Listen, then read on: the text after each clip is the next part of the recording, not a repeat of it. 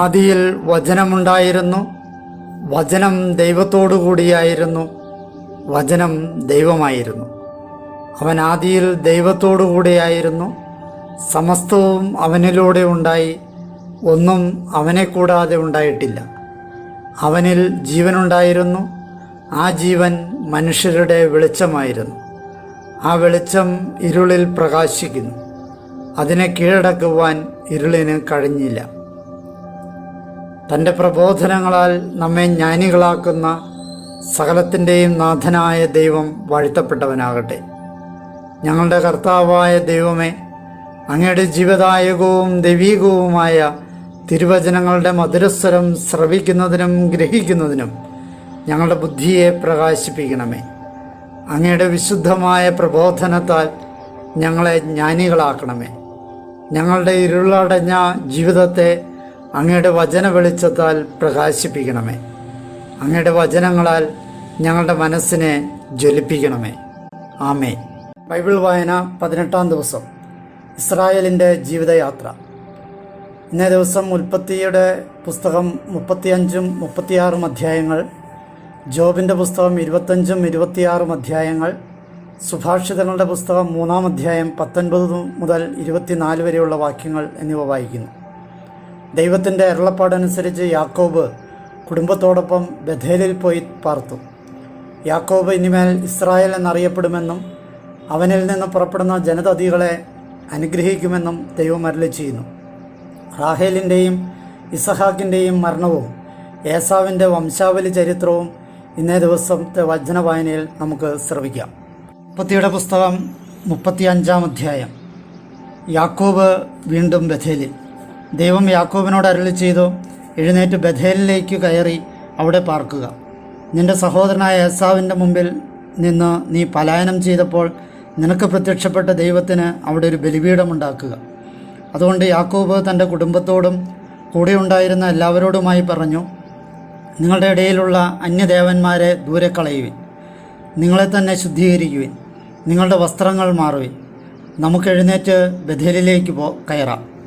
എൻ്റെ കഷ്ടതയുടെ ദിനത്തിൽ എനിക്കുത്തരമരുളിയ ദൈവത്തിന് ഞാനവിടെ ഒരു ബലിപീഠം പണിയട്ടെ. ഞാൻ പ്രയാണം ചെയ്ത വഴിയിൽ അവിടുന്ന് എന്നോട് കൂടെ ഉണ്ടായിരുന്നു. തങ്ങളുടെ കൈവശമുണ്ടായിരുന്ന എല്ലാ അന്യദേവന്മാരെയും തങ്ങളുടെ കർണാഭരണങ്ങളും അവർ യാക്കോബിന് നൽകി. യാക്കോബ് അവ ഷെക്കെമിന് അടുത്തുള്ള ഓക്കുമരത്തിൻ്റെ ചുവട്ടിൽ കുഴിച്ചു മൂടി. അവർ യാത്ര തിരിച്ചു. അവർക്ക് ചുറ്റുമുള്ള നഗരങ്ങളുടെ മേൽ ദൈവീകമായ ഭീതിയുണ്ടായി. അതുകൊണ്ട് യാക്കോബിൻ്റെ മക്കളെ അവർ പിന്തുടർന്നില്ല.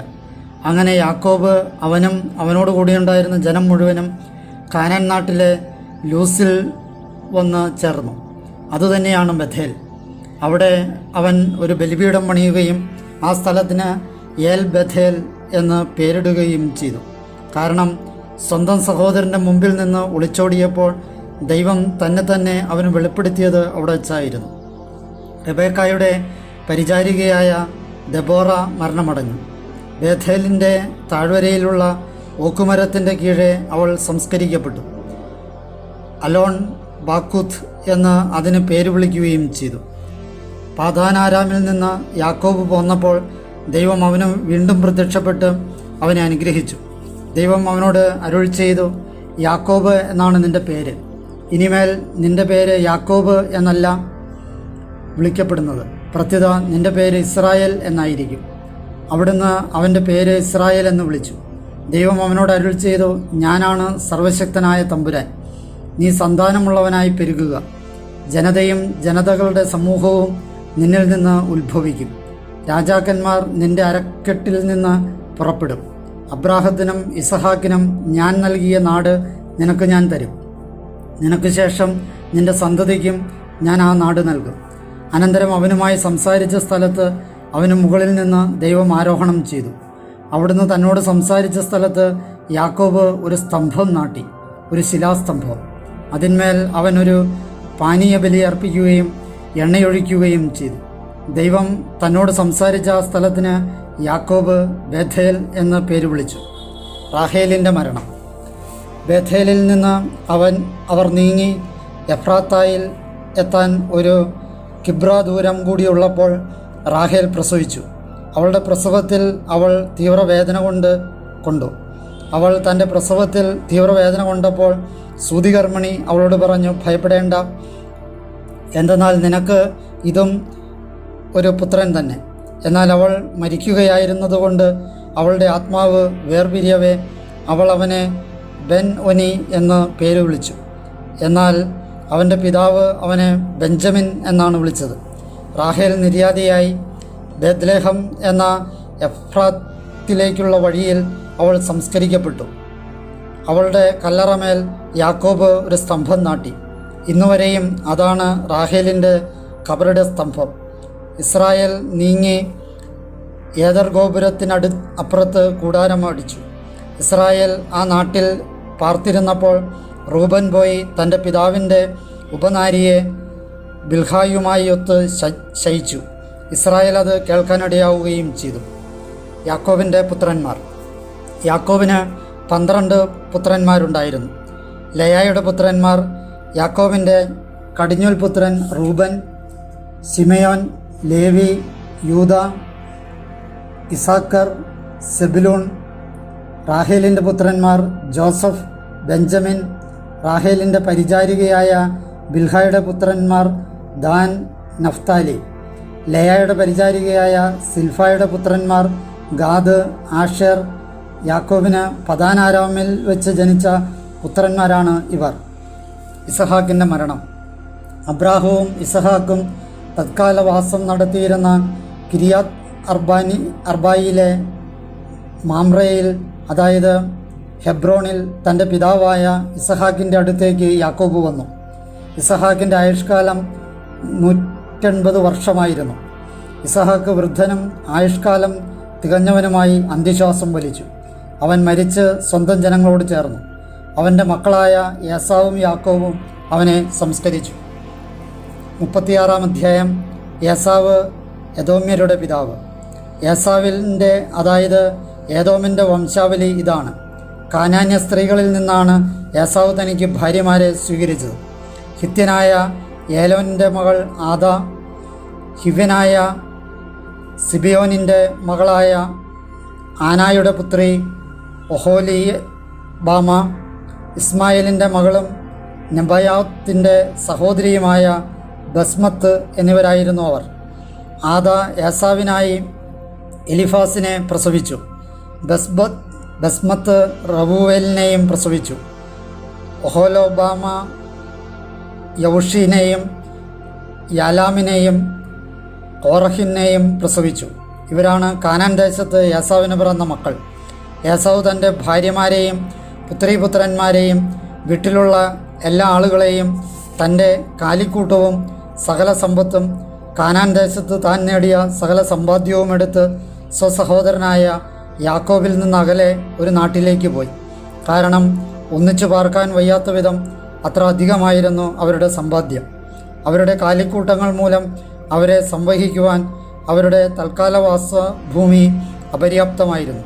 അതുകൊണ്ട് ഏസാവ് സെയർ മലയിൽ താമസമാക്കി. ഏസാവ് തന്നെയാണ് ഏദോം.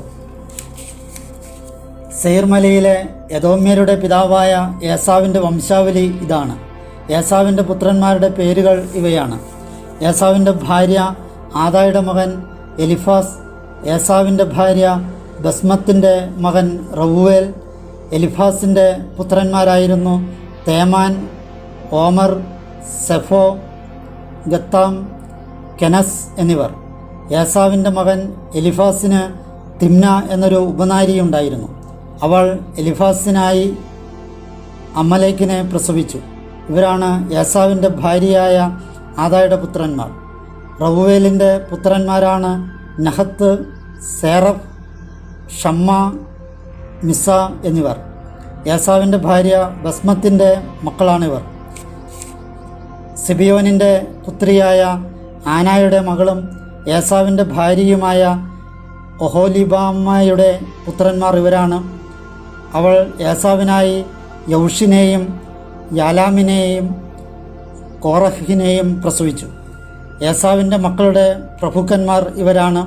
ഏസാവിൻ്റെ ആദ്യജാതനായ എലിഫാസിൻ്റെ മക്കൾ തേമാൻ പ്രഭു, ഓമർ പ്രഭു, സെഫോ പ്രഭു, കെനസ് പ്രഭു, കോറഹ് പ്രഭു, ഗത്താം പ്രഭു, അമലേക്ക് പ്രഭു. ഇവരാണ് ഏദോം നാട്ടിലെ എലിഫാസിൻ്റെ പ്രഭുക്കന്മാർ.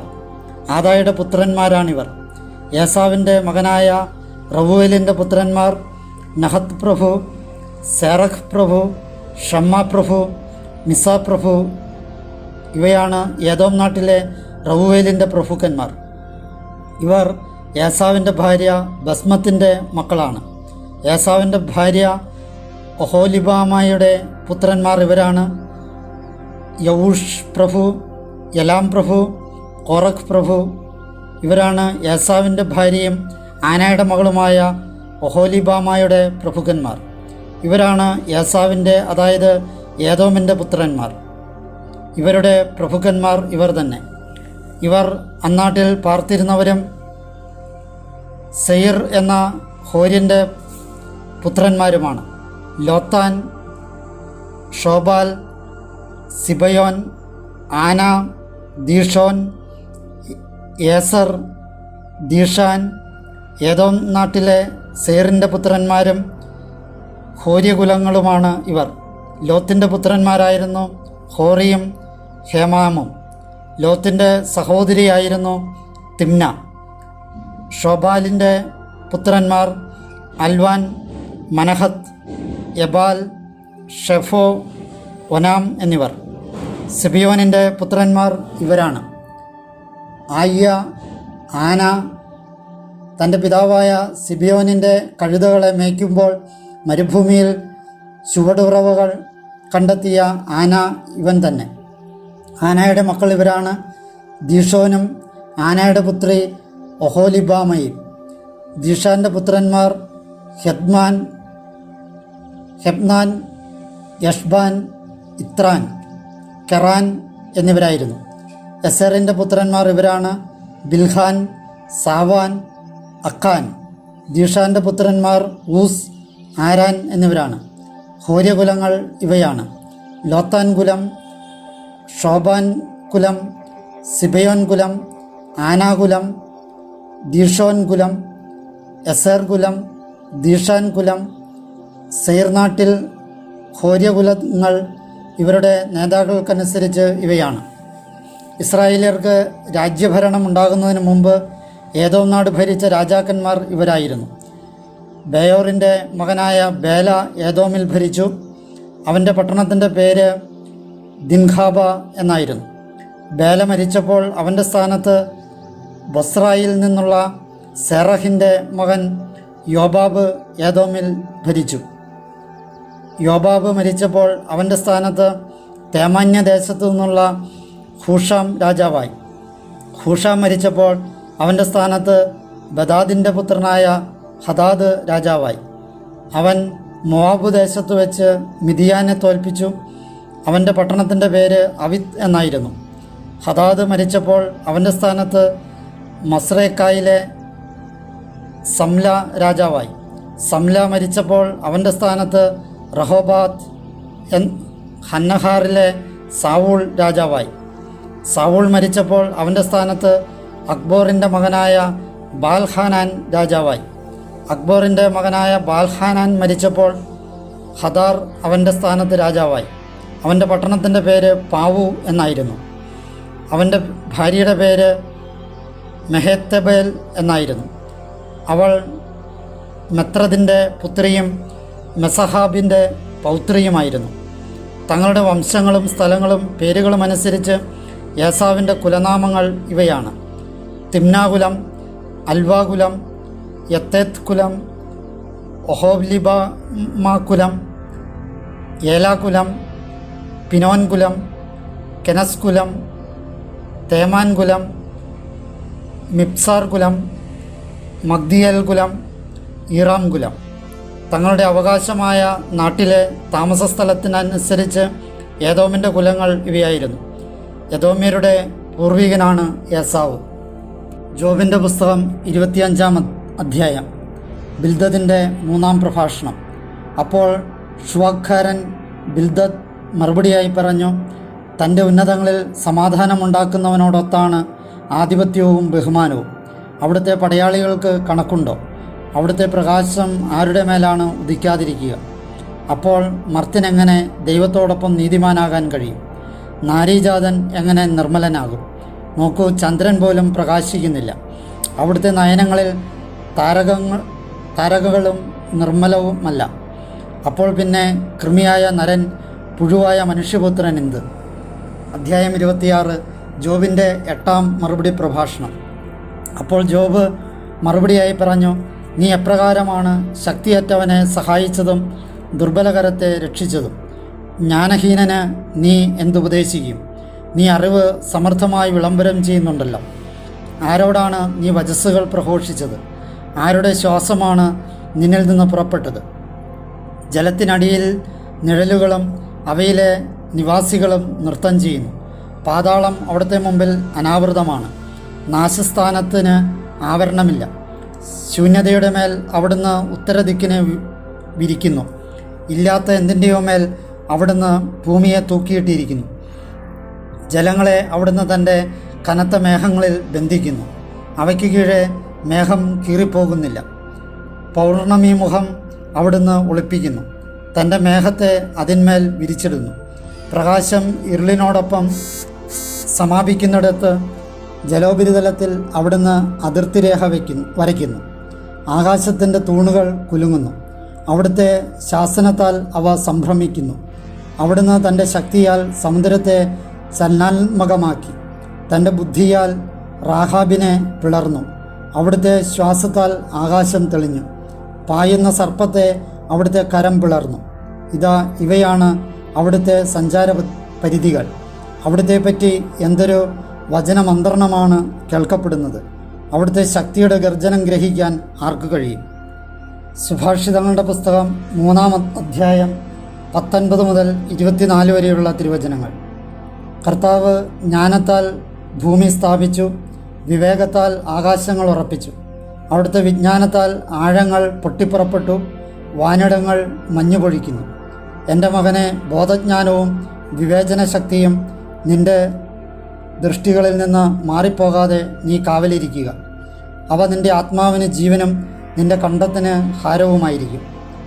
അങ്ങനെ നീ നിൻ്റെ വഴിയിൽ സുരക്ഷിതമായി നടക്കും. നിൻ്റെ കാൽ തട്ടുകയില്ല. നീ കിടക്കുകയാണെങ്കിൽ നിർഭയനായിരിക്കും. നീ ശയിക്കുമ്പോൾ നിൻ്റെ നിദ്ര സുഖകരമായിരിക്കും.